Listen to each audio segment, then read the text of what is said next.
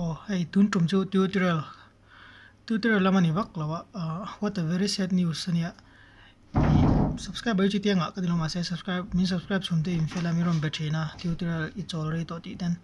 exam wang khan ka chol chara join hey exam kanan zo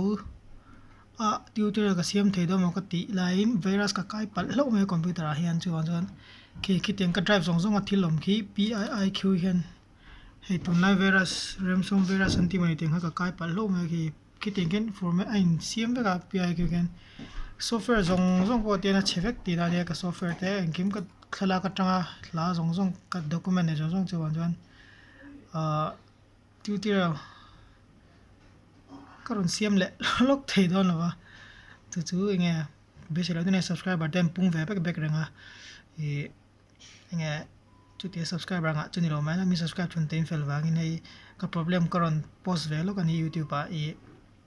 now mu te nom ta gin ten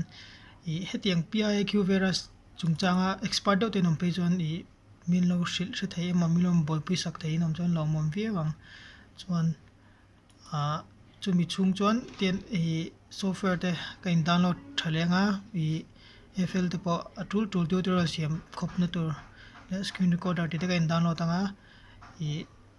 ran ti wat chu ka tum doni tutorial klem zong chain chumi chu ni te omera se tum video chuan tutorial ni wak thailo tun tum chu vera sen min ti boy ni